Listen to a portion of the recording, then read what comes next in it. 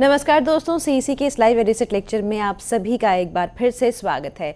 मित्रों, जैसा कि आप सब जानते हैं कि निरंतर हम यही प्रयास करते हैं कि आपके लिए कुछ विशेष श्रृंखलाएं हमेशा लेकर आए, उनके अंतर्गत विभिन्न लेक्चर्स आयोजित करें जिससे कि आपके ज्ञान में वृद्धि हो, आपकी सोचने की क्षमता बढ़े। और जैसा कि हम हमेशा कहते हैं और कहते आए हैं, लेट्स बी मॉडर्न, यानी कि अपने आप को आधुनिक करें। अब आप ये सोचने पर विवश हो रहे होंगे कि अपने आप को आधुनिक कैसे किया जा सकता है। मित्रों, जब हम निरंतर कोई नई भाषा सीखते हैं, या यूं कह लीजिए जो भाषा हमारी है और उसे जानने की हम जब कोशिश करते हैं, तो कहीं ना कहीं हम आधुनिक होते हैं। हमारी आज से शुरू होने वाली सीरीज यानी कि श्रृंखला, इसका नाम भी है लर्न संस्कृत बी मॉडर्न, यानी कि संस्कृत सीखिए और अपने आप को आधुनिक कीजिए और दूसरों के लिए भी मार्ग प्रशस्त कीजिए आधुनिक होने के लिए। तो मित्रों, जैसा कि मैं आपको बता चुकी हूं कि लर्न संस्कृत बी मॉडर्न इस विशेष श्रृंखला को हम आज से शुरू कर रहे हैं, और इस श्रृंखला के अंतर्गत हम विभिन्न पहलुओं को जानने की कोशिश करेंगे कि किस प्रकार संस्कृत भाषा हमारी आम बोलचाल में शामिल है। बस फर्क इतना है कि हम जानते नहीं हैं, पहचानते नहीं हैं। हम बहुत से शब्दों का इस्तेमाल करते हैं, पर उनकी पीछे छिपी हुई जो परिभाषा है उसको समझने के लिए हमने आज का ये लेक्चर आयोजित किया है, और आगे भी हम विभिन्न लेक्चर आपके लिए आयोजित करेंगे। तो मित्रों, जैसा कि मैं बता चुकी हूँ कि आज पहला लेक्चर है इस श्रृंखला में, लर्न संस्कृत बी मॉडर्न। तो बताना चाहूँगी कि इस श्रृंखला को आपको एक नया रास्ता दिखाने के लिए है डॉक्टर बलदेव आनंद सागर, जो संस्कृत समाचार प्रसारक हैं और निरंतर सीईसी की लाइव एडुसेट लेक्चर के माध्यम से संस्कृत भाषा के प्रचार प्रसार में अपना योगदान दे रहे हैं। और मैं उम्मीद करती हूं कि इस सीरीज के अंतर्गत भी आपको इनसे बहुत कुछ सीखने और पढ़ने के लिए मिलेगा, और मैं यही चाहूँगी कि आप जो भी यहाँ सीखें हमारे साथ ज़रूर साझा करें। तो मैं यहाँ पर वक्त बिल्कुल अपने हाथों में नहीं पकड़ कर बैठूंगी, और मैं चाहूँगी कि हम डॉक्टर बलदेव आनंद सागर का स्वागत करें और इनके माध्यम से संस्कृत को पढ़ने की कोशिश करें, और जैसा कि सीरीज़ खुद ब खुद कहती है, खुद को आधुनिक करने की कोशिश करें। तो डॉक्टर सागर, आपका एक बार फिर से सीईसी के लाइव एडिसेट लेक्चर में स्वागत है। धन्यवाद गीतिका, खूब खूब धन्यवाद। मित्रों नमस्कार, और आज संक्रांति का दिन है, इसके लिए आपको सबको हार्दिक शुभकामनाएं। संक्रांति शब्द ही अपने आप में बहुत ऐसा शब्द है जो हम सब लोगों को सोचने को बाध्य करता है कि किस प्रकार हम अपने जीवन को ज़्यादा उदार, ज़्यादा उदात्त और अधिक से अधिक प्रसन्न और सुखमय, आनंदमय बनाएं। और इसी बात को ध्यान में रखकर, जैसे गीतिका ने बताया, हमने एक नई श्रृंखला शुरू की है, learn Sanskrit be modern. Sanskrit पढ़िए और आधुनिक बनिए। संस्कृतम पठ आधुनिको भव। सांप्रतम भवन्तः विचारयन्ति विचारयिष्यन्ति वा यत् संस्कृत पठनेन कश्चन जनः किम आधुनिको भवितुम अर्हति वा। Now you will think that if I learn Sanskrit how I will be modern. बिल्कुल, क्यों कि इस वांग्मय में, संस्कृत भाषा के वांग्मय में इतने सारे तत्व छुपे हुए हैं, कहे या है इस परंपरा में, जो आज हमारे सामने नहीं है, और उनको आपके सामने लाना, सबके सामने लाना हमारा लक्ष्य है। भाषा अभिव्यक्ति का माध्यम है, आप सब जानते हैं, और भाषा के द्वारा हम अपने गूढ़तम भाव और सूक्ष्मतम और उदात्ततम विचार प्रकट कर सकते हैं। और इसीलिए विश्व में जितनी भी भाषाएं हैं, सब प्रणम्य है, आदरणीय है, और हमारे लिए अभिव्यक्ति का माध्यम बनती है। किंतु जो भाषा जितनी ही अनुशासित हो, व्यवस्थित हो और व्यापक हो, उतनी ही ज्यादा जीवित और चिरंजीवी रहती है।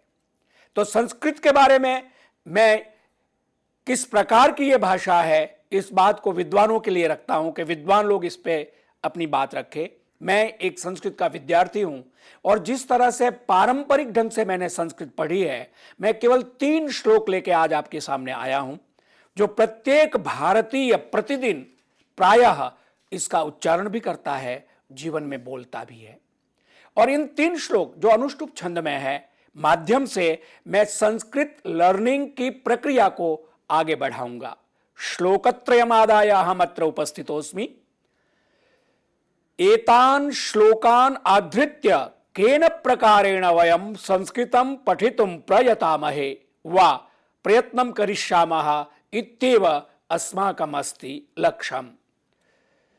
I have brought 3 shlokas which almost all Indians use in their day-to-day life. With the help of these 3 shlokas, I will explain how we can learn Sanskrit slowly and gradually. तो आइए पहले श्लोक की उपस्थिति और उसका उच्चारण मैं आपके सामने कर रहा हूं. सुनिए और मेरे साथ आप बोलिए भी. पहला श्लोक है, कराग्रे वसते लक्ष्मीः, कराग्रे वसते लक्ष्मीः, करमध्ये सरस्वती, करमध्ये सरस्वती, करमूले तु गोविन्दः, करमूले तु गोविन्दः, प्रभाते करदर्शनम्, प्रभाते करदर्शनम्. कोई भी अच्छी हिंदी जानने वाला या अपनी मातृभाषा जानने वाला अगर इस श्लोक का पाठ करता है तो इसका अर्थ सहज ही समझ सकता है कि मेरे हाथों के अग्रभाग में, कराग्रे माने करयोः अग्रे, दोनों हाथों के आगे के भाग में लक्ष्मी का वास है और मध्य माने बीच में सरस्वती का वास है और मूल जहां से हाथ शुरू होता है वहां गोविंद का वास है. और इसीलिए सुबह उठते ही मैं अपने हाथों का दर्शन कर रहा हूं, देख रहा हूं. प्रभाते माने प्रातः काल. अब इस श्लोक को, क्योंकि भारत इतना विशाल है, अनेक राज्य है, अनेक भाषाएं हैं, तो कुछ विद्वान पाठ भेद करके इसको बोलते हैं, कराग्रे वसते लक्ष्मीः, करमध्ये सरस्वती, करमूले स्थिता गौरी, प्रभाते करदर्शनम्. करमूल यानी जहां से कर हाथ का जो बंधन है, मूल है, वहां गौरी है, यानी पाठभेद, गोविंद की जगह गौरी कर दिया. अब पाठभेद एक ऐसी प्रक्रिया, इंटरपोलेशन जिसको हम आंग्ल भाषा में, अंग्रेजी में कहते हैं, तो संस्कृत साहित्य में बहुत कई जगह, कई साहित्य में आपको पाठ भेद मिलेगा. क्यों? क्योंकि जिस तरह के in due course of time साहित्य की जब यात्रा होती है, एक श्लोक दूसरे मुख से कोई तीसरा सुनता है, पढ़ता है, तो कभी प्रिंट करने में, कभी लिखने में, कभी बोलने में थोड़ा वर्ण व्यत्यय होता है, शब्द अक्षर इधर इधर हो जाते हैं और पाठभेद होता है. और कुछ पाठभेद जानबूझकर भी किया जाता है, वो सब विद्वान लोग जानते हैं इस बात को. तो इसमें जो एक अवधारणा है कि ये हमारा शरीर जो पृथ्वी, जल, तेज, वायु, आकाश से बना हुआ है, पूरे दिन में सारे कार्यकलाप अपने करते हुए रात में जब हम शैया पर जाते हैं और सो जाते हैं गाढ़ निद्रा में, और हमारा शरीर एक प्रकार से रिचार्ज हो जाता है, अस्माकं शरीरम पुनः ऊर्जाम प्राप्नोति शयनेन निद्रया वा. सोने से हमारे शरीर में एक प्रकार से जो एक ताकत आती है, स्फूर्ति आती है. और प्रातःकाल जिस समय भी आप उठते हैं, उस समय उठने के बाद कर दर्शन का भारतीय संस्कृत में वैज्ञानिक महत्व है. वैज्ञानिक महत्व किस प्रकार से कि अपना हाथ जगन्नाथ, यानी कि कर्म की प्रेरणा, जीवन में आलस न हो, स्वाध्याय प्रवचनाभ्याम न प्रमदितव्यम.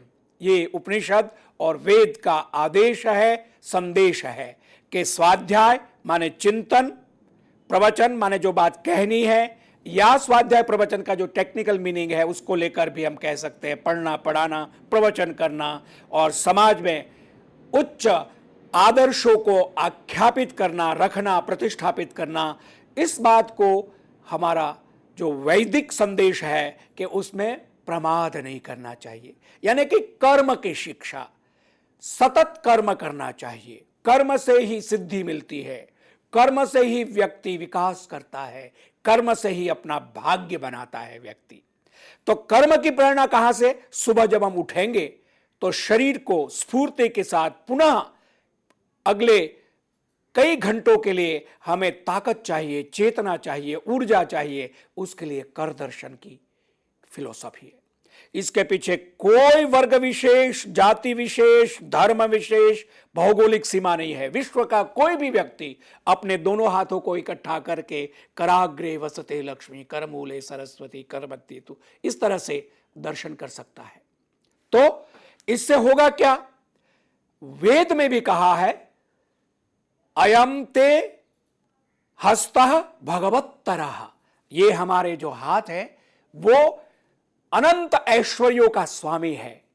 हाथों में शक्ति का प्रतीक है हाथ, और हाथ के दर्शन करने के बाद हमको अपने ही शरीर से, जो पंच तत्व का बना हुआ, जिसके अंदर चेतना है, उससे शक्ति मिलती है। लक्ष्मी, सरस्वती, गोविंद, इन तीनों शब्दों को आपने देखा होगा लाल रंग में मैंने रेड इंक में किया, क्योंकि इसके बारे में मुझे आपको बताना है व्याकरण। तो ये सब तत्व है। देवी देवता की बात तो बाद में आती है कि लक्ष्मी देवी के रूप में, सरस्वती देवी के रूप में, गोविंद ईश्वर के रूप में, लेकिन उसके मूल अर्थ क्या है और उसके बाद उसकी उद्भावना, अवधारणा के बाद उद्भावना किस तरह से प्रत्येक व्यक्ति के लिए लक्ष्मी यानी वैभव, ऐश्वर्य जरूरी है, सरस्वती यानी ज्ञान, बुद्धि और विवेक आवश्यक है, गोविंद माने संयम, गोविंद माने पूरी अपने आत्म संयम जिसको कहते हैं, इंद्रियों पर नियंत्रण करना, अपनी इच्छाओं पर नियंत्रण करना, ये गोविंद का काम है। और गौरी यानी कि परम चेतना, जो पूरी शक्ति के रूप में, कॉस्मिक पावर के रूप में है, इनकी जरूरत किसको नहीं है? सबको है। तो इसीलिए हमारे मनीषियों ने, हमारे जो आत्मचेता, जो तत्व वेत्ता लोग थे, उन्होंने इस बात को कहा कि प्रातः उठते ही, और युवा पीढ़ी के लिए बहुत जरूरी है। अब आप कहेंगे प्रतिदिन नहीं होता, कोई बात नहीं, प्रतिदिन नहीं होता।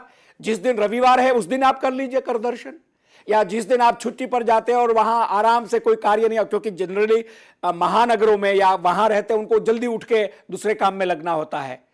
आज आप जल्दी उठ के एकदम मोबाइल लेके व्हाट्सएप देखते हैं, तो उसकी जगह पहले कर दर्शन कर लिया जाए।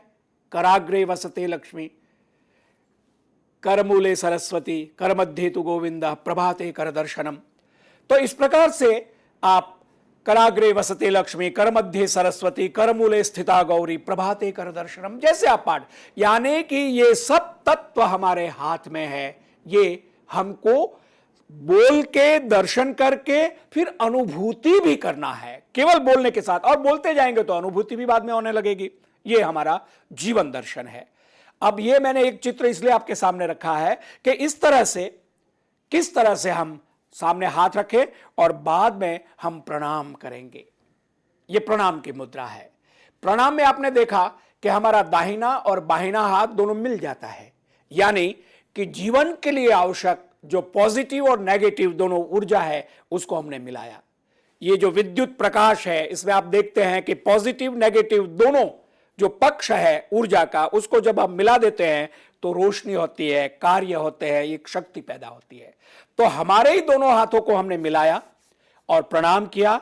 हम प्रणाम पृथ्वी को करेंगे, प्रणाम अपने माता पिता को याद करके करेंगे, बुजुर्गों को, बड़े को, ऋषियों को, और समस्त अपने केवल मानसिक रूप से याद करके, तो एक अद्भुत शक्ति का संचार और अनुभूति हमको होगी, इसमें कोई संदेह नहीं है। आइए आगे चलते हैं, और इसके बाद जैसे बिस्तर से हम नीचे उतरते हैं तो हम एक और श्लोक बोलते हैं।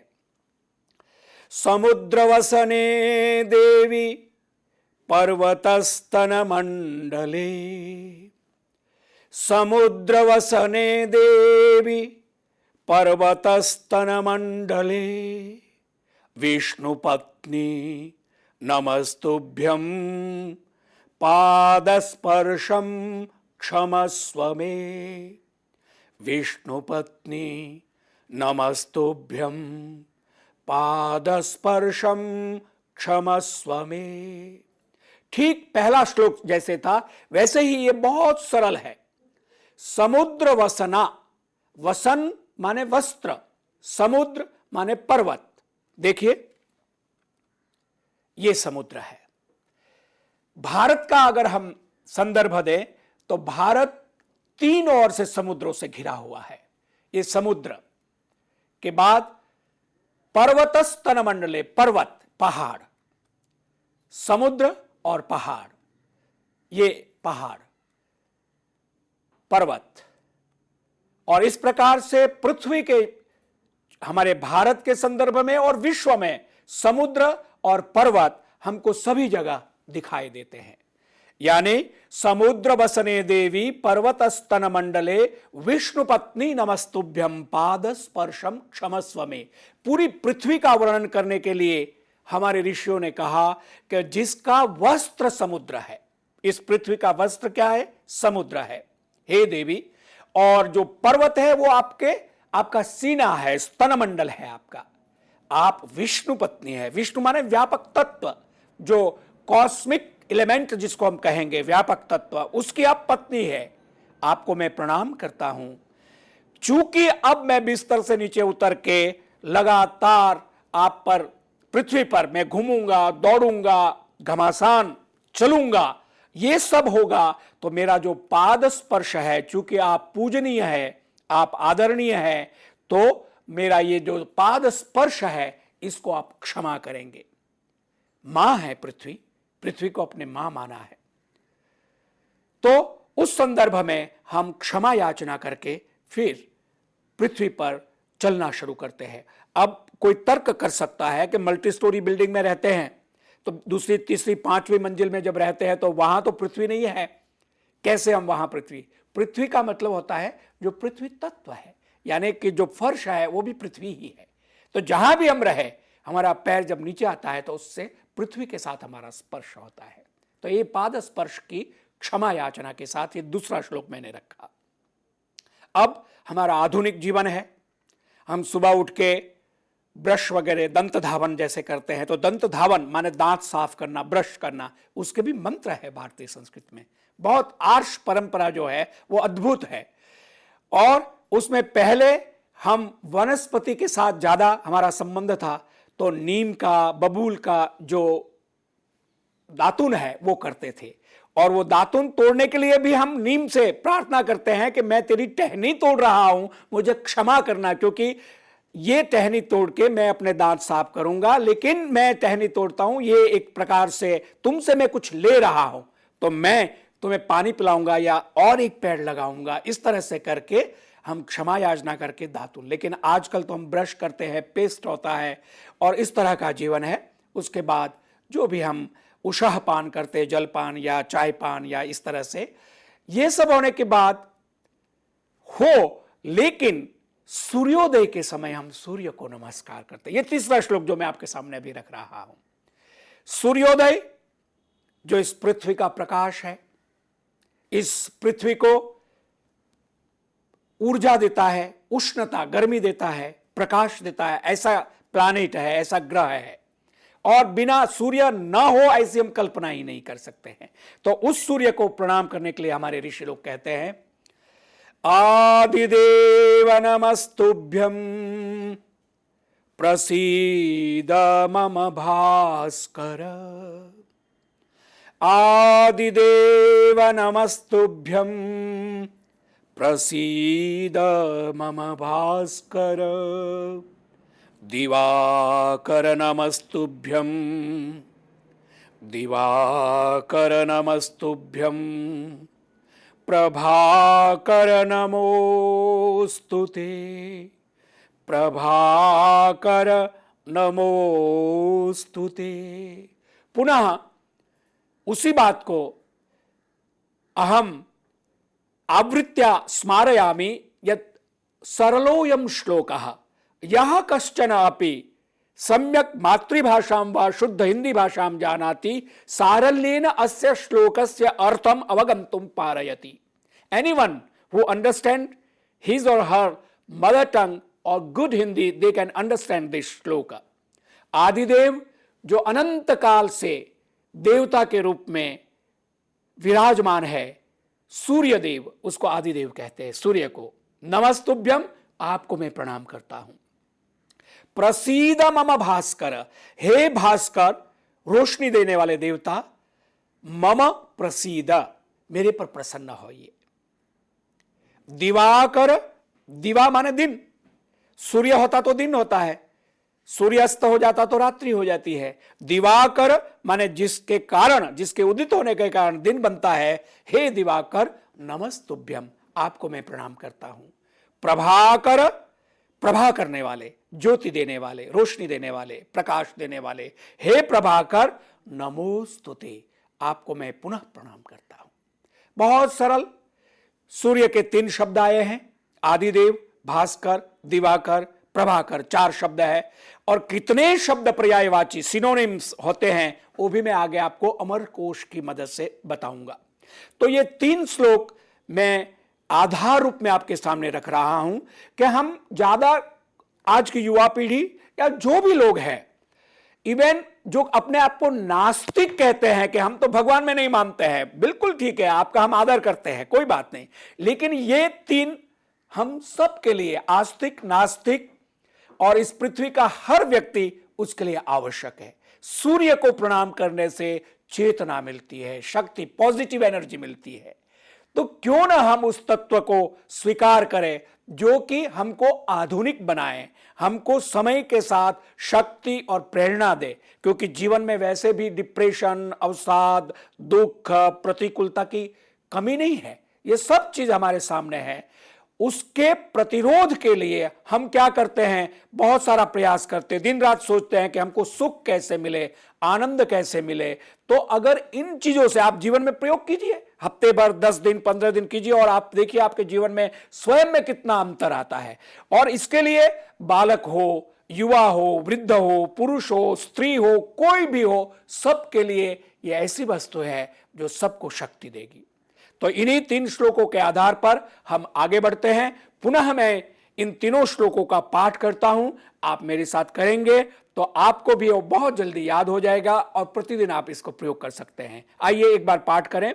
और इसमें जो काले रंग के शब्द है वो तो सहज है, लाल रंग के शब्द मैंने इसलिए इसको किए हैं क्योंकि इसके आधार पर संस्कृत भाषां शिक्षितुम वयम अग्रे गच्छामः, अग्रे सरामः। Just to learn Sanskrit, with the help of these words, we will go ahead and learn some simple Sanskrit. So let us recite these 3 shloks. कराग्रे वसते लक्ष्मीः, करमध्ये सरस्वती। कराग्रे वसते लक्ष्मीः, करमध्ये सरस्वती। करमूले तु गोविन्दः, करमूले तु गोविन्दः। प्रभाते करदर्शनम्, प्रभाते करदर्शनम्। और पाठ भेद कभी कभी दूसरे राज्यों में जिस तरह से बोलते हैं, कराग्रे वसते लक्ष्मीः, करमध्ये सरस्वती। करमूले स्थिता गौरी, प्रभाते करदर्शनम्। हाथों को देखने के बाद उसको मलते हैं और आंखों पर भी लगाते हैं, जिससे हाथ में आई हुई जो शक्ति है, ऊर्जा, हमारे आंखों के तेज को भी बढ़ाए। दूसरा श्लोक जिसमें हम पृथ्वी को प्रणाम करते हैं। समुद्रवसने देवी पर्वतस्तन मंडले, समुद्रवसने देवी पर्वतस्तन मंडले। विष्णुपत्नी नमस्तुभ्यं, विष्णुपत्नी नमस्तुभ्यं। पादस्पर्शं क्षमस्व मे, पादस्पर्शं क्षमस्व मे। इस प्रकार से हम सुबह बिस्तर से नीचे उतर के फिर आगे चलना शुरू करते हैं। और तीसरा श्लोक जब हम सूर्य को प्रणाम करते हैं, आदिदेव नमस्तुभ्यं, प्रसीद मम भास्कर दिवाकर नमस्तुभ्यं प्रभाकर नमोस्तुते आदिदेव नमस्तुभ्यं प्रसीद मम भास्कर दिवाकर नमस्तुभ्यं प्रभाकर नमोस्तुते। सूर्य को प्रणाम करने के लिए इन श्लोक का आदिदेव का हम उच्चारण करते हैं। और इसमें सूर्य के 4 नाम, जैसे कि पहले मैंने व्याख्या की है, वो है, और सूर्य को प्रणाम करने के बाद जो एक प्रकार की दिव्य अनुभूति होती है, उसका हमने अनुभव करना है। इन तीनों श्लोकों को लेकर अब हम आगे बढ़ते हैं और हम आरंभ करते हैं संज्ञा प्रकरण। अब ये संज्ञा क्या है, प्रकरण क्या है, इस शब्द के साथ हम इसकी व्याख्या करते हैं। संज्ञा अर्थात जिसके द्वारा किसी वस्तु या पदार्थ को जाना जाए, उस नाम को संज्ञा कहते हैं। जैसे लक्ष्मी, सरस्वती, गोविंद, गौरी, आदिदेवः, प्रभाकरः इत्यादि, ये सब नाम है। और मैं कहूं, अंग्रेजी साहित्य के महान साहित्यकार शेक्सपियर, जिनकी उक्ति है आप सब जानते हैं, what is in the name, और हमारे यहां अद्वैत दर्शन है जिसमें नाम रूप को मिथ्या माना जाता है। लेकिन ये दर्शन की और भावात्मक धरातल की बात है। जीवन में अगर नाम ना हो तो आदमी की पहचान नहीं होती है। इसीलिए इस संज्ञा के द्वारा वस्तु या पदार्थ का नाम रखा जाता है और उससे उस वस्तु और पदार्थ या व्यक्ति, इन सब की पहचान होती है। संज्ञा कितने प्रकार की, जिसको अंग्रेजी में आप नाउन कहते हैं, हिंदी में आप नाम कहते हैं, उसी को संस्कृत में संज्ञा कहते हैं। और संज्ञा कितने प्रकार की होती है? व्यक्तिवाचक संज्ञा, माने किसी व्यक्ति का नाम। स्थानवाचक संज्ञा यानी दिल्ली, अमेरिका, लखनऊ, बेंगलुरु, जो भी मतलब शहर का नाम है, या जैसे कोई रेलवे स्टेशन उसका नाम है, या किसी जगह का नाम है, तो वो स्थानवाचक संज्ञा हो गई।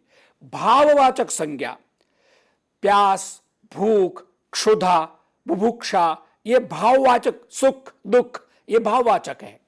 तो इसके ये शब्द जो कहे जाएंगे वो भाववाचक संज्ञा कही जाएगी। समूहवाचक संज्ञा, समूह में जैसे सेना, कक्षा, सभा, ये सब एक साथ उस शब्द से ग्रुप का हमें ज्ञान होता है। आजकल जैसे व्हाट्सएप है, उसमें ग्रुप्स बने हुए हैं, तो ये समूह है। तो समूह की किस तरह से हम संज्ञा रखते हैं? कालवाचक संज्ञा। 5वां, कालवाचक माने समय सूचक संज्ञा हम जैसे कहते हैं, जिसमें दिन, मास, तिथि और पल, घड़ी, निमेष, ये क्षण, ये कालवाचक संज्ञा है।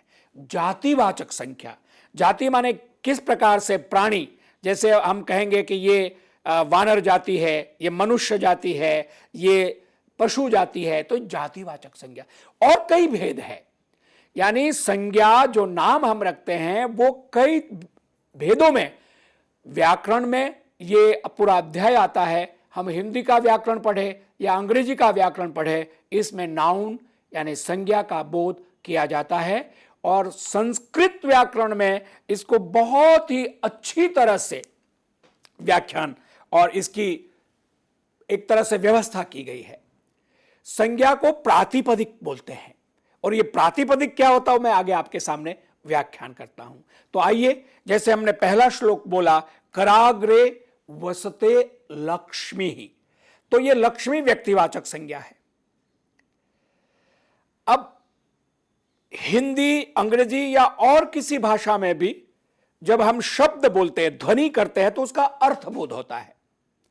ठीक वैसे संस्कृत व्याकरणेपि एवमेव भवति, परम आधार रूपेण तत्र कह धातुः, धातोः प्रत्ययः कः, प्रत्ययेन शब्दस्य केन प्रकारेण बोधो भवति इति विशेषेण अवगम्यते। कोई भी शब्द है, उस शब्द से हमें अर्थबोध क्या होता है इस बात का ज्ञान होता है। जैसे लक्ष्मी है, तो लक्ष्म माने चिन्ह होता है। लक्ष्म माने एक प्रकार का खास विशेष जिनका एक संकेत हो, उसको लक्ष्म कहते हैं। और भी कई अर्थ है, लेकिन मुख्य अर्थ मैं आपको बता रहा हूं। और फिर वो स्त्रीवाचक हो तो उसमें प्रत्यय गीप टीप वो होके लक्ष्मी शब्द बनता है। यानी विशेष चिन्ह हो, ऐश्वर्य का, वैभव का, सौंदर्य का, सब पॉजिटिव पॉजिटिव रचनात्मक चीजें हैं। कमल पर बैठती है, ऐसा हमने हमारे ऋषियों ने कल्पना की है कि लक्ष्मी का वास कमल में होता है। तो दूसरा नाम पद्मालया है। पद्म माने कमल, आलय माने घर, माने पद्म में, कमल में निवास। कमल एकदम आप देखें तो व्यवहार और परमार्थ का समन्वय है। व्यवहार माने उसमें सुंदरता है, खुशबू है, मनोहरता है और एक भव्यता दिखती है। और कमल निर्लिप्त होता है। कमल जल में भी रहकर जल से निर्लिप्त होता है। माने व्यवहार में, जीवन में सब कुछ करते हुए हमें सबसे ऊपर उठना है, अनासक्त होना है, इस बात का बोध होता है। तो लक्ष्मी पद्मालया है। पद्मा कमल रूप है। कमला, कमल से कमला आप कह सकते हैं। और कमला का अर्थ भी होता है कि जो विशेष ऐश्वर्य वाला हो। श्री ही, श्री हमारे यहां बहुत प्रयोग होता है, हर नाम के आगे हम श्री लगाते हैं। श्री भी ऐश्वर्य का प्रतीक है। हरि प्रिया, हरि की, भगवान जो षडैश्वर्य संपन्न परमात्मा है उसकी प्रिया है। माने एक पुल्लिंग है, एक स्त्रीलिंग है, मैस्कुलिन एंड फेमिनिन, उसका संयोग किया है। जैसे भगवान शिव का अर्धनारीश्वर के रूप में संयोग होता है और संपूर्ण रूप बनता है, इस प्रकार से लक्ष्मी का एक नाम हरि प्रिया है और वो हरि की, परमात्मा की प्रिया है। इंदिरा, इंदिरम, इंदिरा कमल को भी कहते हैं। कमल के साथ एक रूप होने के लिए हम इंदिरा बोलते हैं। और लक्ष्मी का एक और आदरणीय स्वरूप लोक माता। लोक माने पूरा विश्व, संसार, उसकी मां है, इसलिए एक और नाम है मां। क्षीरोद तनया, क्षीरोद बोलते समुद्र को, उसकी तनया माने पुत्री, समुद्र की पुत्री है। कैसे? आप सब जानते होंगे कि किस प्रकार से समुद्र मंथन हुआ था, जिसमें से 14 रत्न निकले थे। उन 14 रत्नों में एक लक्ष्मी भी है, इसलिए क्षीरोद तनया, समुद्र तनया उनको कहते हैं। क्षीर सागर कन्या भी आगे आ रहा है। रमा, रमा लक्ष्मी का नाम है। रमयति, जो आनंद देती है, आनंदम प्रापयति, सा रमा। भार्गवी, भृगु ऋषि की कन्या है, इसलिए भार्गवी कहा जाता है। और लोक जननी, लोक माता, लोक जननी एक ही बात है, पर्यायवाची शब्द है। क्षीर सागर कन्या, और क्षीर सागर समुद्र कई प्रकार के हैं, हम जानते हैं। उसमें से एक समुद्र क्षीर सागर के रूप में, जिसमें विष्णु जी का आनंद शयन माना जाता है, उसकी ये कन्या है। इस प्रकार से अमर कोश में लक्ष्मी के 14 नाम दिए हैं। लक्ष्मी व्यक्तिवाचक संज्ञा है, किंतु हमारे भारतीय साहित्य, भारतीय वाङ्मय परंपरा में लक्ष्मी के जो विभिन्न स्वरूप और वर्णन है, जो कवियों ने, लेखकों ने, मनीषियों ने किया है, वो अमर कोश एक ग्रंथ है, डिक्शनरी का ये शब्दकोश है, बहुत प्रसिद्ध है, सब विद्वान लोग जानते हैं। उसमें विभिन्न नामों को, वर्ग है, कांड दिए हुए हैं, वर्ग दिया हुआ है, और उसके बाद श्लोक है। तो 1-1-64 जो नंबर है, इसका मतलब है प्रथम कांड के प्रथम सर्ग का 64वां श्लोक है ये।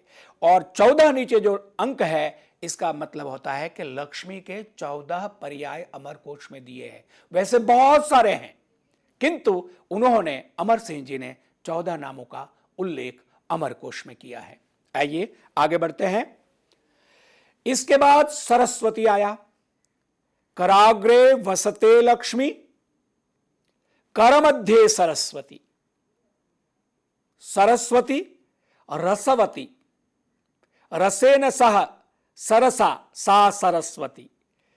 जो आनंद दे, रस दे, रस का आस्वादन कराए।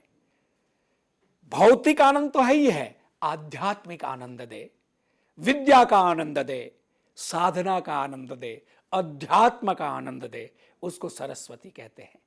उनके 7 नाम अमरकोश में दिए गए हैं। ब्राह्मी तो भारती भाषा, गीर्वाग्वाणी सरस्वती। ब्राह्मी, ब्रह्म से ब्राह्मी बना, ब्राह्मी सरस्वती का नाम है, पर्याय है।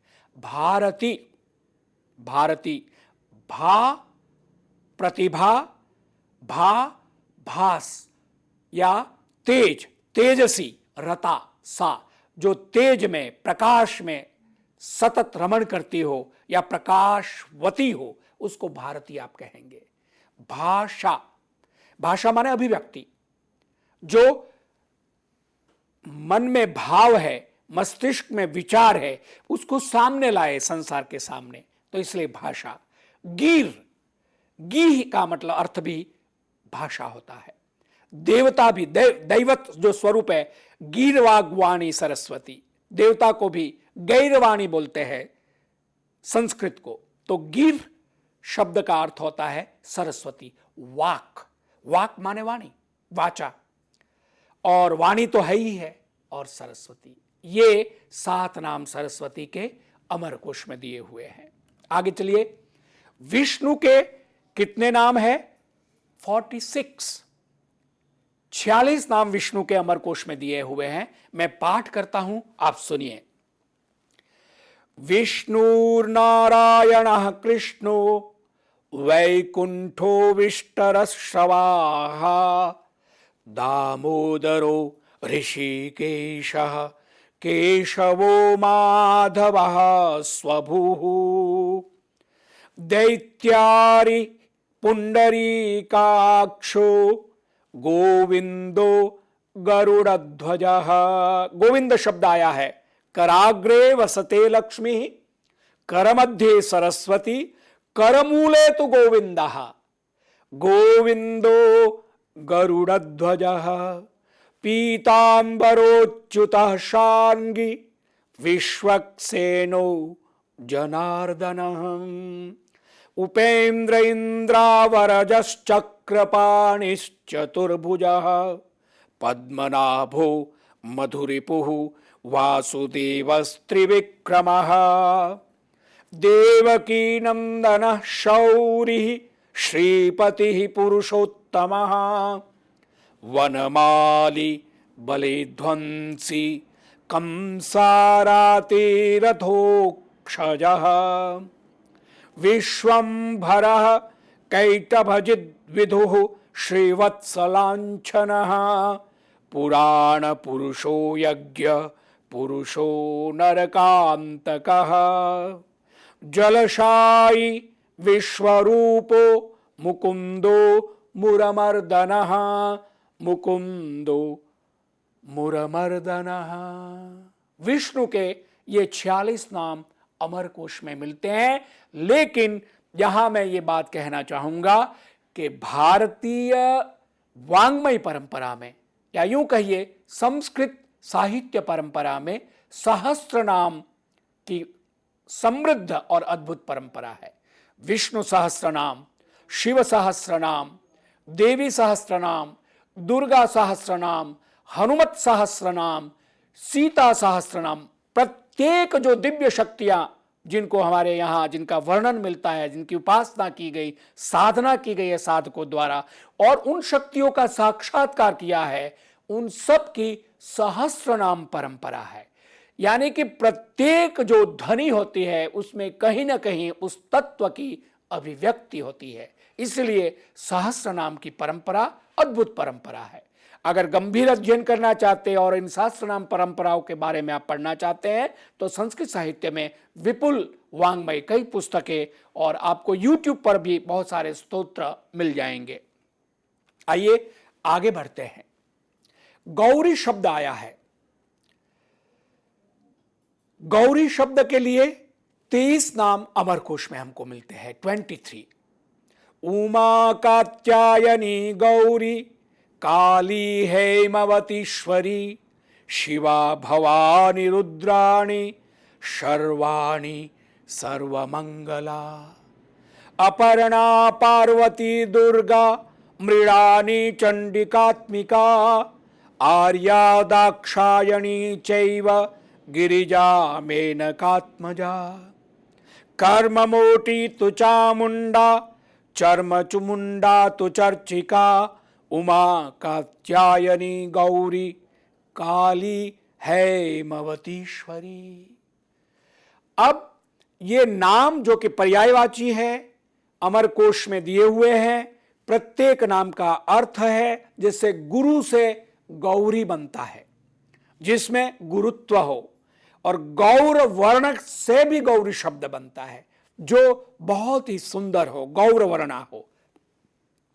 पार्वती को गौरी कहते हैं, आप जानते हैं।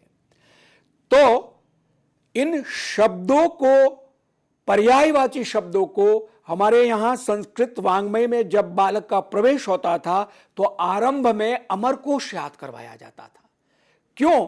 कि कहीं लिखना है या कोई कवि बनना चाहता है, अलग अलग एक ही संज्ञा वाचक शब्द के पर्याय उसको याद रहे। कंठस्थ अमरकोश, आज भी कई विद्वान ऐसे मिलते हैं जिनको अमरकोश पूरा कंठस्थ है, कई हजार श्लोक है, और पूरे वाङ्मय में एक ही शब्द के इतने अर्थ मिलते हैं। वो अमरकोश की खूबी है, विशेषता है, आप सब जानते होंगे।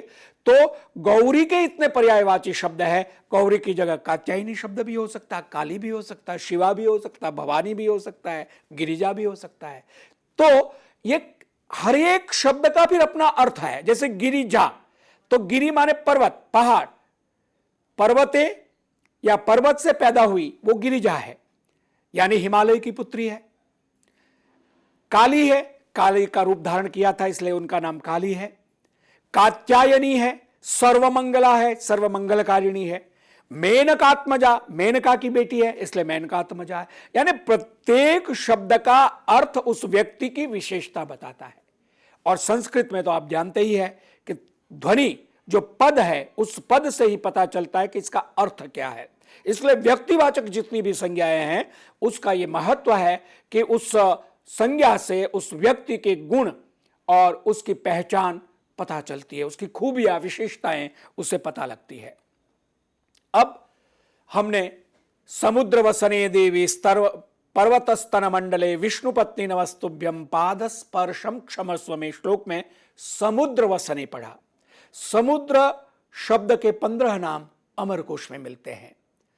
समुद्रोब्धिरकूपारः पारावारः सरित्पतिः उदन्वानुदधिः सिन्धुः सरस्वान् सागरोर्णवः रत्नाकरो जलनिधिः यादः पतिरपाम्पतिः। समुद्र, अब्धिः, अकूपारः, पारावारः, सरित्पतिः, उदन्वान्, उदधिः, सिन्धुः, सरस्वान्, सागरः, अर्णवः, रत्नाकरः, जलनिधिः, यादः पति और अपाम्पति। ये 15 नाम समुद्र के अमरकोश में दिए हुए हैं। इसके अलावा भी और कई शब्द मिलते हैं समुद्रवाचक, किंतु मुख्य रूप से इन शब्दों का प्रयोग होता है।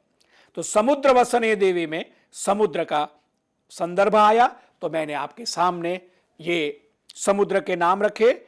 और अब आदिदेव नमस्तुभ्यम प्रसीद मम भास्कर दिवाकर नमस्तुभ्यम प्रभाकर नमः। तीसरा श्लोक जो हमने सूर्य की वंदना के लिए बोला।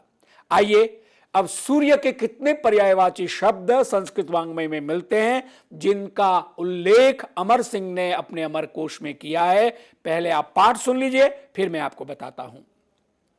सूर्य सूर्यार्यमादित्य द्वादशात्म दिवाकराः भास्करा हस्कर ब्रध्न प्रभाकर विभाकराः भास्वद्विवस्वत् सप्ताश्व हरिदश्वोष्णरश्मयः विकर्तनार्कमार्तण्ड मिहिरारुणपूषणः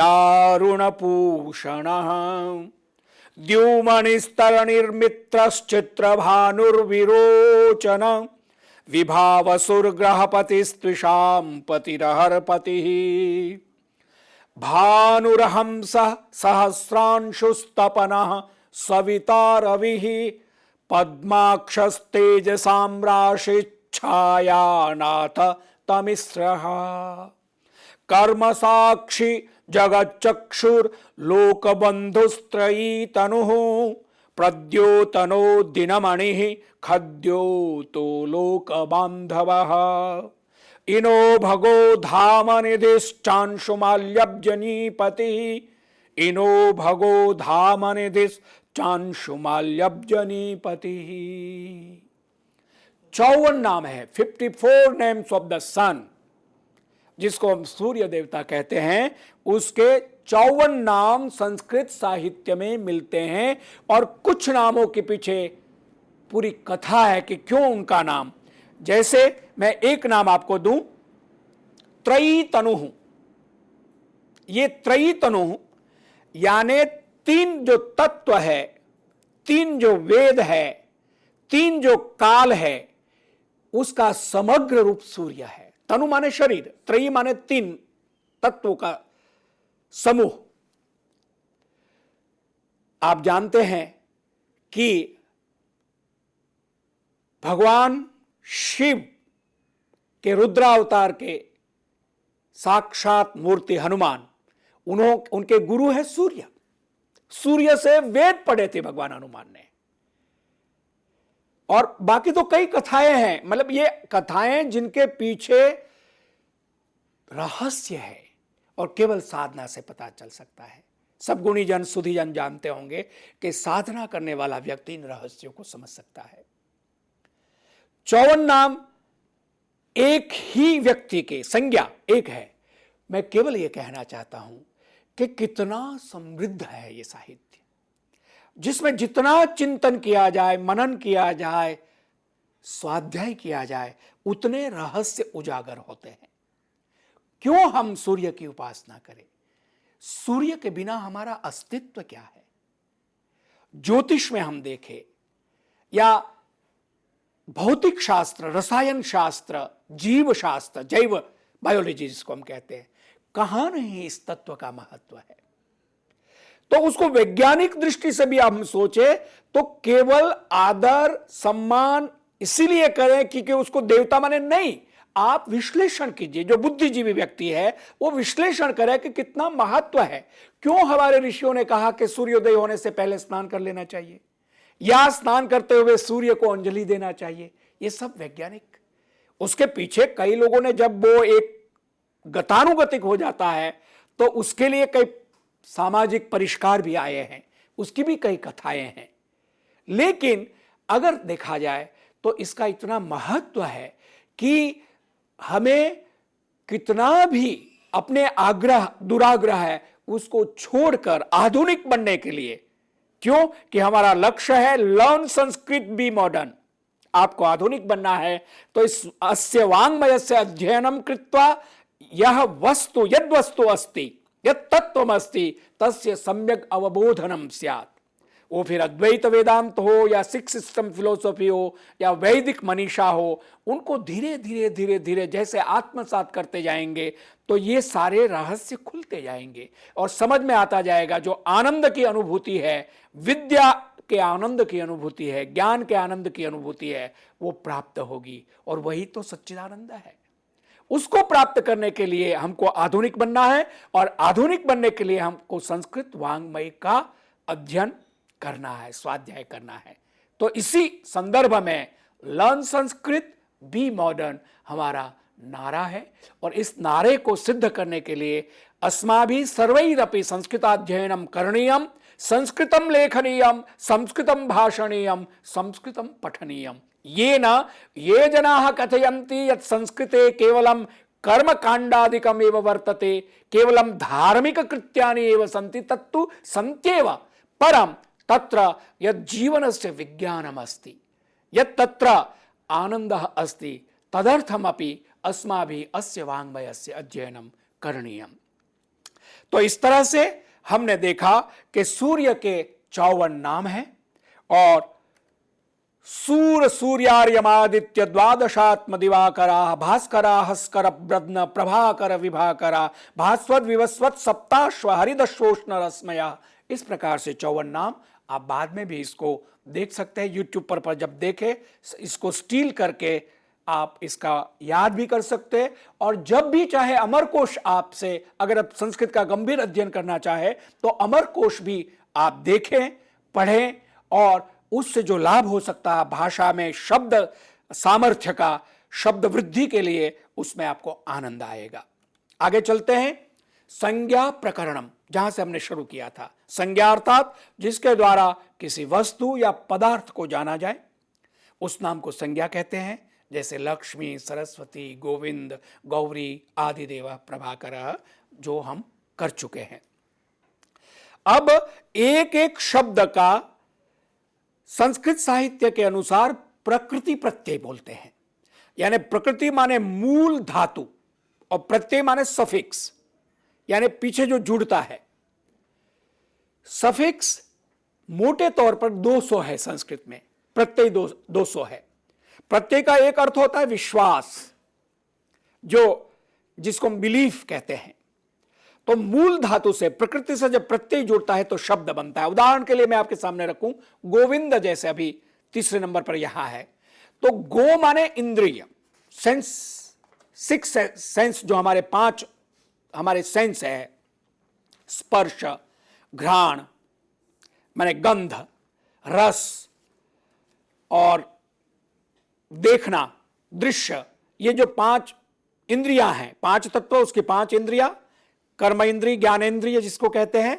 तो गवान गाह विंदती, यानी हमारी इंद्रियों का जो स्वामी है उसको गोविंद कहते हैं। विंद धातु, विधि धातु से विंद बनेगा। तो ये प्रत्यय लग के, गो से विंद लग के गोविंद माने ईश्वर, परमात्मा। परमात्मा ही तो जानते हैं हमारी इंद्रियों का विषय क्या है, हम क्या सोचते हैं। हम रस का आस्वादन करते हैं, स्पर्श का आनंद लेते हैं, आंखों से दृश्य देखते हैं, और नाक से घ्राण सुगंध लेते, सुगंध और दुर्गंध है, कानों से शब्द सुनते हैं। तो ये 5 इंद्रियों का जो विषय है उसका स्वामी तो परमात्मा है, कॉस्मिक जो पावर है वो है, तो गोविंद कहते हैं। तो इस तरह से कोई भी शब्द है उसकी व्युत्पत्ति जो उसको एनालिटिकल, उस शब्द को कैसे हम समझेंगे, उसकी एक अद्भुत परंपरा है। बाकी भाषाओं में भी है, अंग्रेजी, हिंदी या तमिल, तेलुगु, कन्नड़, मलयालम, गुजराती, सब में है, विदेशी भाषाओं में। लेकिन उन भाषाओं की सीमा है, या यूं कहे, तुलना अगर करें, भाषाविद विद्वान लोग करते होंगे, वो किस प्रकार से संस्कृत में विशेष अनुशासन पद्धति से शब्दानुशासनम कहा है कि शब्दों में एक मर्यादा, एक व्यवस्था, एक वैज्ञानिक उसका विश्लेषण होना चाहिए, जिसके आधार पर शब्द बने, शब्द भंडार बने, शब्दों से अर्थ का बोध हो और व्यवस्था हो। संस्कृत को गणितात्मक कहते हैं, मैथमेटिकल लैंग्वेज। 2 + 2 4। अब संस्कृत में चूंकि गणितात्मक होने से इसका व्याकरण कठोर है। जैसे गणित के नियम कठोर थोड़े होते हैं, साहित्य सरल लगता है, गणित थोड़ा कठिन लगता है। छात्रावस्था में मुझे तो गणित बहुत कठिन लगता था, साहित्य सरल लगता था। तो इस तरह से भाषा का अपना एक, उसकी सरलता और उसका सौंदर्य और व्यवस्था है। संस्कृत में ही वो सब होने पर भी उसकी जो व्याकरण की थोड़ी कठोरता है, उस कठोरता के कारण इसको लोग कठिन समझते हैं, या वर्ग अभ्यास साध्य हम कहेंगे। यानी कि शास्त्रीय संगीत कोई सहज रूप में नहीं गा सकता जब तक कि प्रतिदिन उसका अभ्यास ना हो, रियाज ना हो, प्रैक्टिस ना हो। ठीक वैसे संस्कृत संभाषण के लिए यदि अभ्यास अस्ति चेत वयम सारल्येन संस्कृत भाषया भाषितुम शक्नुमः। We can speak extempore Sanskrit if we have practice. तो इसीलिए हम इस बात पर का आग्रह रखते हैं कि संस्कृतम केवलम संभाषणेन एव सिद्ध्यति। यदि कश्चन जनः संभाषणं करोति नियत रूपेण, नियमित रूपेण वा प्रतिदिनं दशकला पर्यन्तम, अर्धहोरा पर्यन्तम वा संस्कृतं भाषते चेत् न कापि बाधा। अनंतरम यथा आंग्ल भाषा में, हिंदी भाषा में वा वदति तद्वत् संस्कृत भाषायाम अपि वक्तुम शक्नोति। मैं जो बोल रहा हूं आप समझ भी रहे होंगे और उसका अर्थबोध भी हो रहा होगा। केवल प्रैक्टिस नहीं होने से हम उसको बोल नहीं पा रहे हैं। तो जिस तरह से मैंने इन तीनों श्लोकों को आपके सामने रखा और संज्ञा की बात की, और जो इन श्लोकों में सरलता है उसकी बात की, चूंकि ये सरल है इसको किसी तरह से और प्रमाणों की आवश्यकता नहीं है। आपने सुना भी, आपने पाठ भी किया होगा। आप जब इसको बोलेंगे तो एक आनंद की अनुभूति होगी। इसके उच्चारण में भी एक नियम है। अगर स जो दंत्य है, संज्ञा को संज्ञा में कह दूंगा तो अशुद्ध माना जाएगा। जैसे शास्त्रीय संगीत में सुर लगाते हैं तो सही सुर नहीं लगेगा तो वो उसको, उस गायन को शुद्ध नहीं माना जाता। इसी तरह से उच्चारण का भी उतना ही महत्व है। तो इसीलिए ये संज्ञा प्रकरण में आरंभ में हमने इन नामों की बात की। आगे हम चलेंगे तो बात करेंगे कि किस तरह से संज्ञा को ही प्रातिपदिक कहते हैं, जिसको इन इंग्लिश वी से नाउन, हिंदी में जब इनको हम नाम कहते हैं उसी को संज्ञा भी कहते हैं। लेकिन संज्ञा को और विशेष चिंतन करके व्यवस्थापित करने के लिए प्रातिपदिकम, अर्थवत धातुर प्रत्यय प्रातिपदिकम, ये पाणिनि सूत्र है जो मैंने लिखा नहीं है, लेकिन मैं आपके सामने बोल रहा हूं कि जो कोई भी शब्द संज्ञा नहीं हो सकता है, प्रातिपदिक नहीं, अर्थवत, उसकी अर्थवत्ता, कुछ गुणुम आप बोल दीजिए, यह संज्ञा नहीं होगी क्योंकि इसकी कोई इसका अर्थ नहीं है। यानी जिसका अर्थ हो, अधातु हो, अर्थवत रप्रत्यय अधातु का प्रातिपदिकम। तो ये मैं विस्तार से बाद में आपको कहूंगा जब हम कुछ और व्याख्यान सुन लेंगे और आपके सामने इन चीजों को रखूंगा। सरलता से, सरल संस्कृत के लिए आप इन 3 श्लोकों का पाठ करके आगे बढ़ेंगे। हम इसके बारे में आगे किस प्रकार से संज्ञा शब्द बनता है, उपसर्ग किस तरह से होते हैं और प्रत्यय किस प्रकार से होते हैं, इनके जुड़ने से संज्ञाएं और शब्द बनते जाते हैं, क्रिया का, शब्द का किस कारक के साथ वाक्य रचना होती है, तद हम अनंतरम वक्ष्यामि येन भवन्तः सर्वेपि सारल्येन संस्कृतम अवगन्तुम भाषितुम लेखितुम शक्ष्यन्ति। आज इतना ही, धन्यवाद। जी, इसी के साथ हम धन्यवाद करना चाहेंगे डॉक्टर बलदेवानंद सागर का, जिस तरह से उन्होंने इस विशेष श्रृंखला के अंतर्गत पहले लेक्चर के माध्यम से हमें ओतप्रोत किया और हमें कहीं ना कहीं जिज्ञासु बनाया कि हम संस्कृत भाषा को और जानें और समझें। तो मित्रों, हम निरंतर यही प्रयास कर रहे हैं कि आपके लिए ऐसे और लेक्चर्स आयोजित करें।